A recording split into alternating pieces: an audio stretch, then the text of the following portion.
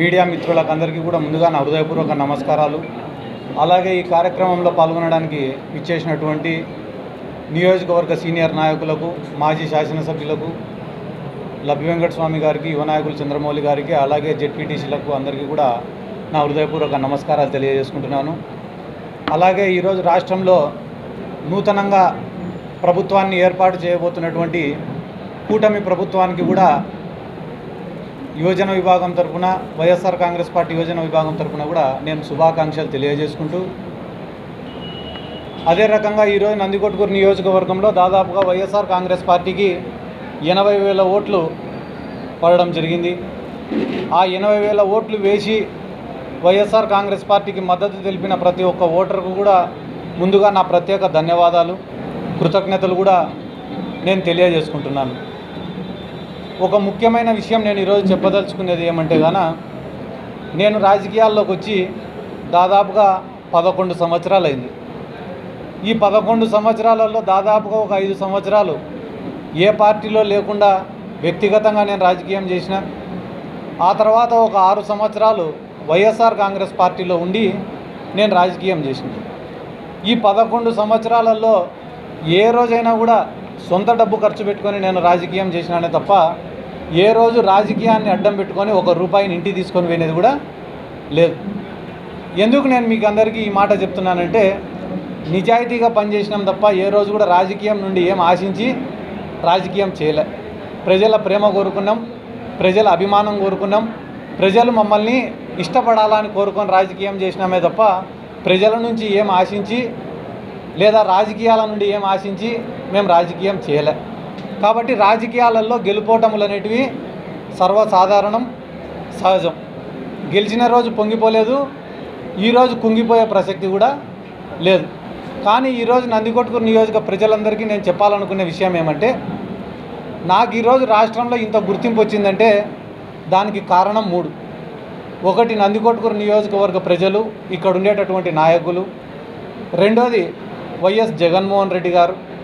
మూడోది వైఎస్ఆర్ కాంగ్రెస్ పార్టీ.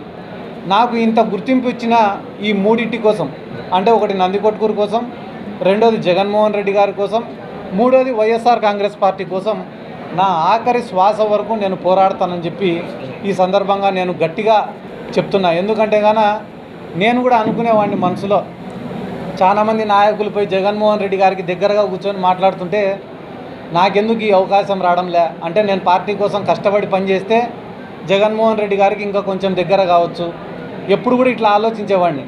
కానీ చాలామంది పార్టీలలో సీనియర్ నాయకులు ఉంటారు, వాళ్ళకే ఎక్కువ ప్రాధాన్యతలు ఉంటాయి, వాళ్ళు చెప్పిన మాటకే ఎక్కువ వాల్యూ ఉంటుంది. కానీ ఇప్పుడు ప్రతిపక్షంలోకి వచ్చినాం కాబట్టి ఇప్పుడు ఈ 5 సంవత్సరాలు నేను కష్టపడతా. అది యువజన విభాగం తరఫున కావచ్చు, పార్టీ కోసం కావచ్చు, పార్టీ సిద్ధాంతాల కోసం కావచ్చు, పార్టీ కార్యకర్తల కోసం కావచ్చు, నా వంతుగా గడిచిన 11 ఏళ్ళు కష్టపడిన దానికన్నా రెట్టింపు కష్టపడతా. అది దేనికోసం అంటే, ఒకటి నందికొట్కూరు నియోజకవర్గానికి పనిచేయడం కోసం, ఇక్కడ ఉన్న కార్యకర్తల్ని కాపాడడం కోసం, మూడోది జగన్మోహన్ రెడ్డి గారికి దగ్గరగా ఉండి పనులు చేయడం కోసం. ఈ 3 కోసం చాలా కష్టపడి పని చేస్తానని చెప్పి ఈ సందర్భంగా ప్రతి ఒక్కరికి కూడా తెలియజేసుకుంటూ, అదే రకంగా ఈరోజు రాష్ట్రంలో ఎన్నో చోట్ల వైఎస్ఆర్ కాంగ్రెస్ పార్టీ నాయకులపైన, వైఎస్ఆర్ కాంగ్రెస్ పార్టీ యువజన విభాగం నాయకులపైన తెలుగుదేశం పార్టీ వాళ్ళు దాడులు చేస్తున్నారు. ఆ దాడులను కూడా నేను తీవ్రంగా ఖండిస్తున్నా. ఎందుకంటే ఇవన్నీ మేము ఊహించనేటివి కాదు, మేము కొత్తగా చూస్తానేటివి కాదు. కానీ ఒక బాధాకరమైన విషయం ఏమరా అంటే, వైఎస్ఆర్ కాంగ్రెస్ పార్టీ అధికారంలో ఉన్నప్పుడు ఏ ఒక్క దాడి కూడా మేము చేయలేదు. ముఖ్యంగా ఈ నందికొట్కూరు నియోజకవర్గంలో మీరే చూసుకోండి, తెలుగుదేశం పార్టీ వాళ్ళపైన అక్రమ కేసులు కానీ, తెలుగుదేశం పార్టీ వాళ్ళపైన దాడులు కానీ వైఎస్ఆర్ కాంగ్రెస్ పార్టీ ఏ రోజు కూడా చేయలే.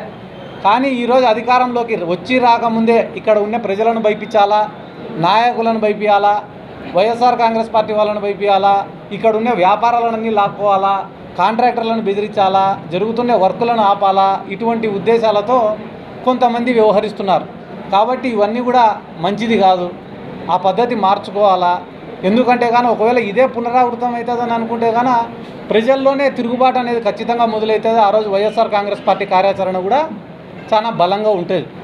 ఈరోజు ముఖ్యంగా మీకు అందరికీ మరొక ముఖ్యమైన విషయం ఏమరా తెలియజేసుకునేదంటే, నా శక్తికి మించి, నాకు ఎటువంటి ప్రోటోకాల్ లేకపోయినప్పటికీ నా శక్తికి మించి కార్యకర్తల కోసం పనిచేసిన, కార్యకర్తలను ఆదుకున్న, వైఎస్ఆర్ కాంగ్రెస్ పార్టీ కోసం పనిచేసిన.